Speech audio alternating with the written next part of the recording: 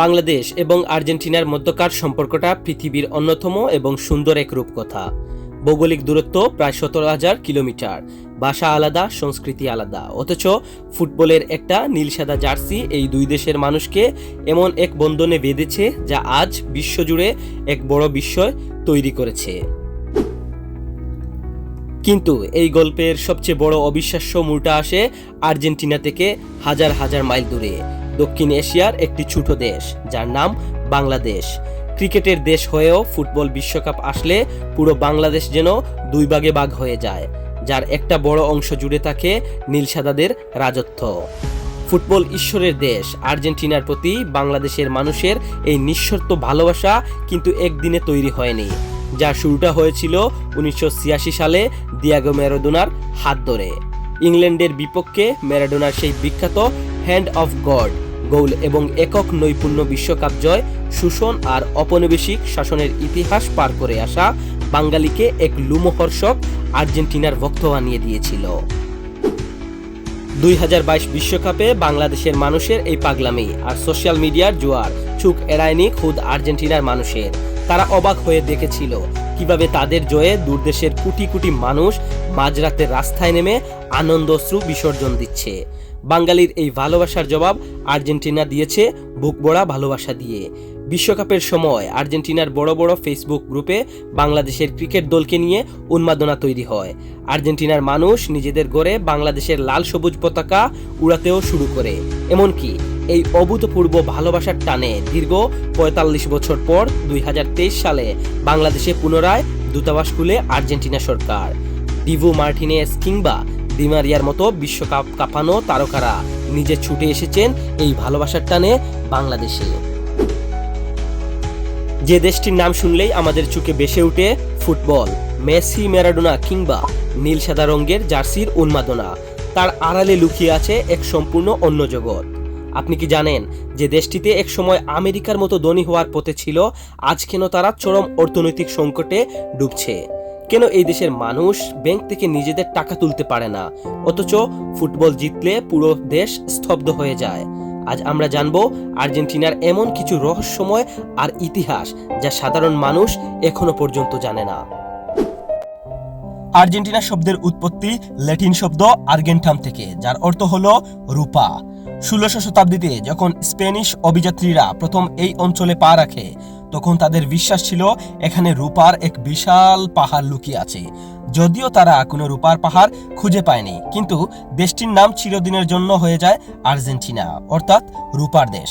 কিন্তু ভাগ্যের কি পরিহাস দেখুন, যে দেশের নামের সাথে রয়েছে রূপা, সেই দেশটাই আজ ইতিহাসের অন্যতম বড় অর্থনৈতিক সংকটের মুখোমুখি।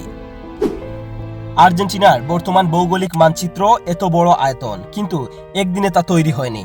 আজ আর্জেন্টিনা বিশ্বের 8ম বৃহত্তম দেশ, যার আয়তন হচ্ছে 27,80,000, যেটা প্রায় 27টি বাংলাদেশের সমান। একটি স্বাধীন দেশ হিসেবে এই বিশাল সীমানা ও আয়তন পাওয়ার পেছনে রয়েছে কয়েকশো বছরের ঔপনিবেশিক ইতিহাস, গৃহযুদ্ধ এবং সামরিক অভিযান। আজ থেকে প্রায় 100 বছর আগে 1913 সালে আর্জেন্টিনা ছিল বিশ্বের 10টি সবচেয়ে ধনী দেশের একটি। ফ্রান্স, জার্মানির চেয়েও তাদের মাথাপিছু আয় ছিল সবচেয়ে বেশি। ইউরোপের মানুষ বলতে as rich as an Argentina, মানে আর্জেন্টাইনদের মতো ধনী হতে হবে। কিন্তু ভুল রাজনৈতিক সিদ্ধান্ত, একের পর এক স্বৈরশাসন এবং দুর্নীতির কারণে এই ধনী দেশটি আজ 9 বার দেউলিয়া হয়েছে। যেখানে আমাদের দেশে 100 টাকার জিনিস পরের বছর কিনতে হয় 105 টাকাতে, সেখানে আর্জেন্টিনাতে আপনি 200 টাকার জিনিস কিনতে হবে পরের বছর 300 থেকে 350 টাকাতে। কিন্তু এত কষ্টের মাঝেও একটা জিনিস তাদের বাঁচিয়ে রেখেছে, আর তা হলো ফুটবল। আর্জেন্টিনায় ফুটবল কোনো খেলা নয়, এটা একটা ধর্ম। চরম অর্থনৈতিক কষ্ট, পকেটে টাকা না থাকা, ভবিষ্যৎ নিয়ে কোনো চিন্তা না করা, সবকিছু ভুলে থাকা যায় যদি মাঠে একটা ফুটবল ঘুরে। দিয়েগো ম্যারাডোনাকে সেখানে ঈশ্বরের মতন পূজা করা হয়, যার জন্য একটা আস্ত চার্চও তৈরি করা হয়েছে। লিওনেল মেসির কথা এখন যদি বলি সেটা হবে ভাড়া বাড়ি। তারপরেও পুরো বিশ্ব লিওনেল মেসির জন্য পাগল। ফুটবল আর্জেন্টিনার মানুষকে শুধু আনন্দ দেয় না, এটা তাদের বাঁচতে শেখায়, চরম সংকটেও তাদেরকে হাসতে শেখায়। চলুন জেনে নেওয়া যাক আর্জেন্টিনার বিশ্বকাপ জয়ের ইতিহাসগুলো। সালটা ছিল 1978 সাল। তখন আর্জেন্টিনায় সামরিক অভিযান চলছিল। একনায়কতন্ত্র এবং স্বৈরশাসন এতটাই ছিল, দেশের অবস্থা খুবই খারাপ ছিল। তখন বিশ্বকাপ জয়ের স্বাদ পায় আর্জেন্টিনা। ফাইনালে নেদারল্যান্ডসকে 3 গোলে হারিয়ে প্রথমবারের মতন বিশ্ব চ্যাম্পিয়ন হয়। এই বিশ্বকাপের নায়ক ছিলেন মারিও কেম্পেস, যিনি ফাইনালে জোড়া গোল করেছিলেন এবং টুর্নামেন্টের সর্বোচ্চ গোলদাতা হয়েছিলেন। দ্বিতীয় বিশ্বকাপ 1986 সালে। এই বিশ্বকাপটি ছিল ফুটবল ইতিহাসের সবচেয়ে আলোচিত বিশ্বকাপ। কোয়ার্টার ফাইনালে ইংল্যান্ডের বিপক্ষে আর্জেন্টিনার ম্যাচটি রাজনৈতিক কারণে ছিল উত্তপ্ত। তখন ফকল্যান্ডের সাথে আর্জেন্টিনার যুদ্ধ চলছিল। ফাইনালে জার্মানিকে 3-2 গোলে হারিয়ে দ্বিতীয়বারের মতো ট্রফি গড়ে তুলে আর্জেন্টিনা। ফুটবল ঈশ্বর দিয়াগো ম্যারাডোনার ইংল্যান্ডের বিপক্ষে তার সেই বিখ্যাত হ্যান্ড অফ গড এবং একক নৈপুণ্য 5 জন ডিফেন্ডারকে কাটিয়ে করা শতাব্দীর সেরা গোল ফুটবল ইতিহাসে অমর হয়ে আছে।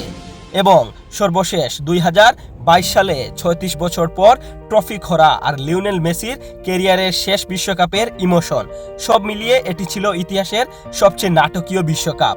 প্রথম ম্যাচেই সৌদি আরবের কাছে হেরে আবারও ঘুরে দাঁড়ায় লিওনেল মেসির দল। ফুটবল ইতিহাসে সর্বকালের সেরা ফাইনাল। ফ্রান্সের সাথে অতিরিক্ত সময় শেষে 3-3 গোলে ড্র হওয়ার পর পেনাল্টি শুটআউটে 4-2 ব্যবধানে জিতে বর্তমান চ্যাম্পিয়ন আর্জেন্টিনা। ফুটবল জাদুকর লিওনেল মেসি এবং গোলরক্ষক এমিলিয়ানো ডিবু মার্তিনেজ, যার শেষ মুহূর্তের অবিশ্বাস্য সেভ এবং পেনাল্টি ঠেকানো আর্জেন্টিনাকে ট্রফি এনে দেয়। আর্জেন্টিনা শুধু 3 বার বিশ্বকাপ জিতেনি, আরও 3 বার রানার্স আপও হয়েছিল। 1930 সালে ইতিহাসের প্রথম বিশ্বকাপের ফাইনালে উরুগুয়ের কাছে 4-2 গোলে হেরেছে। 1990 সালে ম্যারাডোনার নেতৃত্বে আবারও জার্মানির কাছে 1-0 গোলে হেরে যায়। 2014 সালে লিওনেল মেসির দুর্দান্ত ফর্ম থাকা সত্ত্বেও জার্মানির কাছে আবারও 1-0 গোলে স্বপ্নভঙ্গ হয় আলভেস সেলেস্তাদের। আর্জেন্টিনার ফুটবল ইতিহাস যেন কোনো হলিউড সিনেমার চেয়ে কম নয়। তারা বিশ্বকে দিয়েছে দিয়াগো ম্যারাডোনা আর লিওনেল মেসির মতো 2 মহানায়ককে। 1978 সালে নিজেদের মাটিতে প্রথম ট্রফি জয়, 1986 সালে ম্যারাডোনার একক জাদুতে বিশ্বকাপ জয়, আর দীর্ঘ 36 বছর অপেক্ষা শেষে 2022 সালে কাতারের মাটিতে লিওনেল মেসির সেই অমর মহাকাব্য। 3টি সোনালী নক্ষত্র আজ জ্বলজ্বল করছে তাদের নীল সাদা জার্সিতে। কিন্তু এই 3টি জয়ের পেছনে লুকিয়ে আছে 3টি ফাইনাল হেরে যাওয়ার চরম কষ্ট আর কুটিভক্তির জল। আপনি যদি একজন আর্জেন্টিনার ভক্ত হন তাহলে 1 মিনিটের জন্য একটু ভেবে দেখেন, 2022-এর সেই বিশ্বকাপের ফাইনালে যখন একা পেয়ে ফ্রান্সের সেই প্লেয়ার ডিবু মার্টিনেজকে গোল করতে পারল না, তখন আপনার বুকে কেমন লেগেছিল? তখন আপনার কি মনে হয়েছিল?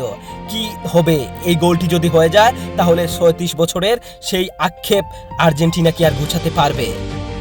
কমেন্টে আমাদেরকে জানিয়ে দিন। চ্যানেলে নতুন হলে সাবস্ক্রাইব করে দিন, ভিডিওতে একটা লাইক করে দিন। দেখা হচ্ছে নতুন কোনো দেশ, নতুন কোনো গল্প নিয়ে।